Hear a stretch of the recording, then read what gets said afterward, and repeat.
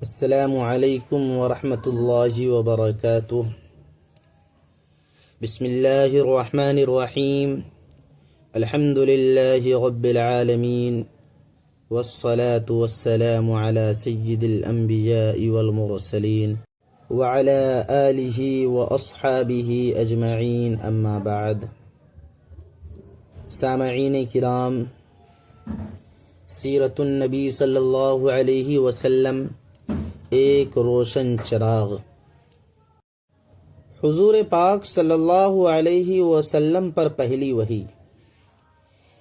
ہمارے آقا جناب محمد الرسول اللہ صلی اللہ علیہ وسلم کو 40 برس کی عمر میں جب اللہ تبارک و تعالی نے رسول بنانا چاہا، اس سے پہلے آپ صلی اللہ علیہ وسلم کو اکیلے رہنا بہت پسند تھا۔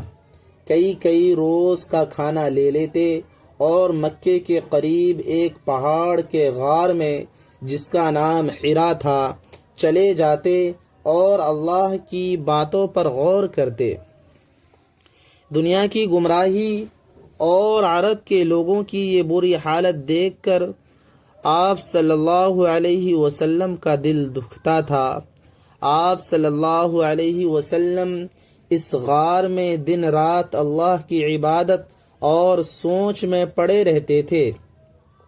ایک دن ایسا ہوا کہ اللہ تبارک و تعالی کا وہ فرشتہ جو اللہ کا کلام اور پیام لے کر پیغمبروں اور رسولوں کے پاس آتا ہے اور جس کا نام حضرت جبرائیل علیہ السلام ہے، نظر آیا۔ اس فرشتے نے اللہ کا بھیجا ہوا سب سے پہلا پیام، جس کو وحی کہتے ہیں، حضرت محمد صلی اللہ علیہ وسلم کو سنایا۔ اللہ کی پہلی وحی یہ تھی، اقرأ بسم ربک الذی خلق، خلق الانسان من علق، اقرأ وربک الاکرم الذی علم بالقلم، علم الانسان ما لم يعلم۔ اپنے رب کے نام سے پڑھیے جس نے کائنات کو پیدا کیا، اس نے انسان کو جمے ہوئے خون سے پیدا کیا۔ پڑھیے، اور آپ کا رب سب سے معزز ہے، وہ ذات جس نے قلم کے ذریعے سے علم سکھایا۔ اس نے انسان کو وہ سکھایا جو وہ نہیں جانتا تھا۔ یہ ہمارے پیارے آقا جناب محمد الرسول اللہ صلی اللہ علیہ وسلم پر پہلی وحی آئی۔ اس وحی کا آنا تھا کہ رسول اللہ صلی اللہ علیہ وسلم پر اپنی امت کی تعلیم کا بڑا بوجھ ڈال دیا گیا۔ نادانوں کو سمجھانا، انجانوں کو سکھانا، اندھیرے میں چلنے والوں کو روشنی دکھانا اور بتوں کے پجاریوں کو حقیقی معبود کے نام سے آشنا کرانا آپ کا کام ٹھہرایا گیا۔ آپ کا دل اس بوجھ کے ڈر سے کانپ گیا۔ اسی حالت میں آقائے مدنی جناب محمد الرسول اللہ صلی اللہ علیہ وسلم گھر واپس آئے اور اپنی بیوی حضرت خدیجہ رضی اللہ تعالی عنہا سے سارا واقعہ بیان کیا۔ تو حضرت خدیجہ رضی اللہ تعالی عنہا نے آپ کو تسلی دی اور کہا کہ آپ غریبوں پر رحم فرماتے ہیں، بے کسوں کی مدد کرتے ہیں، اور جو قرضوں کے بوجھ تلے دبے ہیں ان کا بوجھ ہلکا کرتے ہیں۔ اللہ ایسے آدمی کو یوں نہ چھوڑ دے گا۔ پھر وہ آپ کو اپنے چچیرے بھائی ورقہ بن نوفل کے ہاں لے گئیں۔ ورقہ عیسائی ہو گئے تھے اور عبرانی زبان جانتے تھے۔ حضرت موسیٰ علیہ السلام کی کتاب تورات اور حضرت عیسیٰ علیہ السلام کی کتاب انجیل پڑھے ہوئے تھے۔ انہوں نے اللہ کے رسول صلی اللہ علیہ وسلم سے یہ سارا ماجرا سنا تو کہا، یہ وہی فرشتہ ہے جو حضرت موسیٰ علیہ السلام پر اتارا تھا۔ پھر کہا، اے کاش میں اس وقت زندہ ہوتا جب تمہاری قوم تم کو تمہارے گھر سے نکالے گی۔ آپ صلی اللہ علیہ وسلم نے پوچھا کیا ایسا ہوگا؟ ورقہ نے کہا کہ جو پیغام آپ لے کر آئے ہیں اس کو لے کر آپ سے پہلے جو بھی آیا اس کی قوم نے اس کے ساتھ یہی کیا۔ اتفاق یہ کہ اس کے کچھ ہی روز کے بعد ورقہ انتقال کر گئے۔ ابھی آپ صلی اللہ علیہ وسلم اپنا کام شروع کیا تھا کہ اللہ کا یہ حکم آیا، یا ایھا المدثر قم فانذر وغبک فکبر وثیابک فطہر والرجز فہجر۔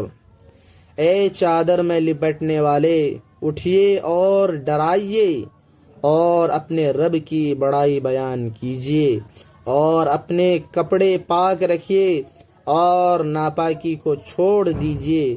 اس وحی کے آنے کے بعد آپ پر فرض ہو گیا کہ آپ اللہ پر بھروسہ کر کے کھڑے ہو جائیں اور لوگوں کو اللہ کی باتیں سنائیں، رب کی بڑائی بولیں اور ناپاکی اور گندگی کی باتوں سے بچیں اور بچائیں۔ اسلام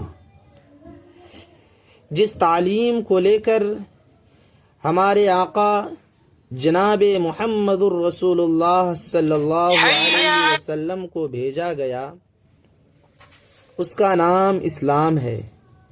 اسلام کے معنی یہ ہے کہ اپنے آپ کو اللہ کے سپرد کر دیں اور اس کے حکم کے سامنے اپنی گردن جھکا دیں۔ اس اسلام کو جو مان لیتا تھا اس کو مسلم کہتے تھے، یعنی رب تعالی کے حکم کو ماننے والا اور اس کے مطابق چلنے والا، اور ہم اس کو اپنی زبان میں مسلمان کہتے ہیں۔ توحید اسلام کا سب سے پہلا حکم یہ تھا کہ اللہ ایک ہے، اس کی خدائی میں کوئی اس کا ساتھی اور ساجھی نہیں، زمین سے آسمان تک اسی ایک کی سلطنت ہے، سورج اس کے حکم سے نکلتا ہے اور ڈوبتا ہے، آسمان اس کے فرمان کے تابع اور زمین اس کے اشارے کی پابند ہے، پھل پھول درخت اناج سب اس کے اگائے ہوئے ہیں، دریا پہاڑ جنگل سب اس نے بنائے ہیں، نہ اس کی کوئی اولاد ہے، نہ بیوی نہ ماں باپ ہیں، نہ اس کا کوئی ہمسر اور مقابل، دکھ درد اور رنج و غم سب وہی دیتا ہے اور وہی دور کرتا ہے، ہر خوشی اور غم اور نعمت وہی دیتا ہے، وہی چھین سکتا ہے۔ اسلام کے اس عقیدے کا نام توحید ہے اور یہی اسلام کے کلمے کا پہلا جز ہے، لا الہ الا اللہ، یعنی اللہ کے سوا کوئی پوجنے کے قابل نہیں اور نہ اس کے سوا کسی اور کا حکم چلتا ہے۔ فرشتے اللہ نے آسمان اور زمین کے کاموں کو وقت پر قاعدے سے انجام دینے کے لیے ایسی مخلوق بنائی ہے جو ہم کو نظر نہیں آتی۔ یہ فرشتے ہیں جو رات دن اللہ کے حکموں کی بجا لانے میں لگے رہتے ہیں، ان میں خود کسی قسم کی کوئی طاقت نہیں ہے، جو کچھ ہے وہ اللہ کے فرمانے سے ہیں۔ یہ اسلام کے عقیدے کا دوسرا جز ہے۔ رسول تیسرا یہ ہے کہ اللہ کے جتنے بھی رسول آئے ہیں وہ سب سچے اور اللہ کے بھیجے ہوئے ہیں، اور سب کی تعلیم ایک ہی تھی۔ سب سے پیچھے دنیا کے آخری رسول ہمارے پیغمبر جناب محمد الرسول اللہ صلی اللہ علیہ وسلم ہیں۔ کتاب چوتھا یہ ہے کہ رسولوں کی معرفت اللہ تبارک و تعالی کی جو کتابیں ہیں، تورات، انجیل، زبور اور قرآن مجید وغیرہ آئی ہیں، وہ سب سچی ہیں۔ مرنے کے بعد پھر جینا۔ پانچواں یہ ہے کہ مرنے کے بعد ہم قیامت میں جی اٹھیں گے اور اللہ تعالیٰ کے سامنے حاضر کیے جائیں گے اور وہ ہم کو ہمارے کاموں کا بدلہ دے گا۔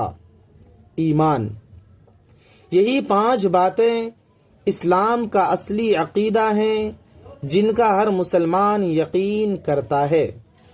انہی باتوں کو مختصر کر کے ان 2 فقروں میں ادا کیا جاتا ہے، جن کے زبان سے کہنے اور دل سے یقین کرنے کو ایمان کہتے ہیں۔ لا الہ الا اللہ محمد الرسول اللہ۔ اللہ تعالی کے سوا کوئی حقیقی معبود نہیں اور حضرت محمد صلی اللہ علیہ وسلم اللہ کے رسول ہیں۔ حضرت محمد صلی اللہ علیہ وسلم کو انہی باتوں کے پھیلانے اور لوگوں کو سمجھانے کا حکم ہوا۔